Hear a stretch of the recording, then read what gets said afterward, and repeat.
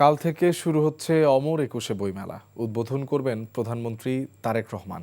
প্রতি বছর ফেব্রুয়ারির 1 তারিখ থেকে মেলা শুরু হলেও নির্বাচনের আগে নিরাপত্তা দিতে ব্যর্থতা এবং প্রকাশকদের অনৈক্য বরাবর সিদ্ধান্ত বদলে মেলা গড়ায় মাসের শেষ সপ্তাহে। জামাল হোসেনের তোলা ছবিতে HM মেহেদী হাসানের রিপোর্ট।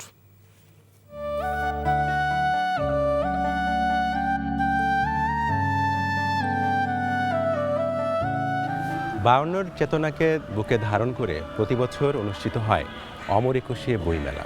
সেই ধারাবাহিকতায় এবারও দেরিতে হলেও অনুষ্ঠিত হচ্ছে প্রাণের এই বইমেলা।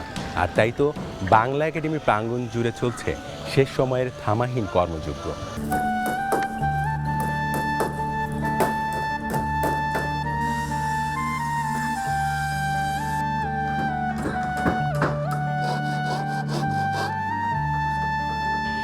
একাডেমি প্রাঙ্গণে এবারও থাকছে সরকারি, বেসরকারি ও বিশেষায়িত প্রতিষ্ঠানের স্টল।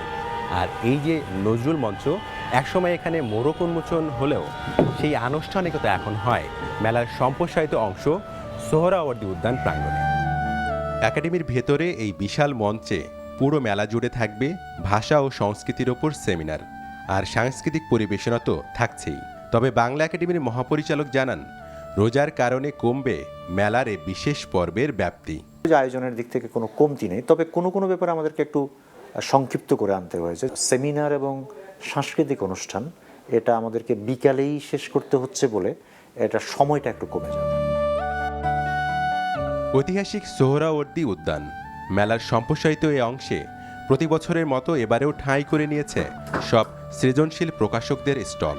এবারে অংশ নিচ্ছে 549টি প্রকাশনী।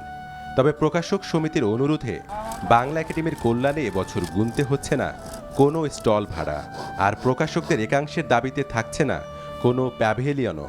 পাঠকের তো বইয়ের প্রতি আকর্ষণ থাকে, সে বই নিয়ে আমরা হাজির হব। অভিজ্ঞতা থেকে আমি বলবো যে হ্যাঁ, মেলা তো জমবে না কেন? পাঠক তো আছে আমাদের। রোজার মধ্যে সব কিছুই চলে, বই মেলা চলবে না কেন? 18 দিনের মেলা ছুটির দিন বাদে শুরু হবে প্রতিদিন দুপুর 2টায়, খোলা থাকবে রাত 9টা পর্যন্ত। আর ছুটির দিনে মেলা শুরু হবে সকাল 11টায়। মেলার প্রস্তুতি প্রায় শেষ। একদিন পরেই মেলায় প্রাঙ্গণ ভরে উঠবে হাজারো বইপ্রেমী মানুষের ভিড়ে। মলাটবদ্ধ বইয়ের সাদা পৃষ্ঠার কালো বর্ণের শব্দগাথা গড়ে তুলবে একটি অসাম্প্রদায়িক, জ্ঞান নির্ভর সৃজনশীল সমাজ। একটি অবাধ ও সুষ্ঠু নির্বাচনের পর গণতন্ত্রের নব অভিযাত্রায় যখন বাংলাদেশ, তখন এমন চাওয়া কি খুব বেশি কিছু? মেলা প্রাঙ্গণ থেকে HM মেহেদী হাসান, NTV নিউজ, ঢাকা।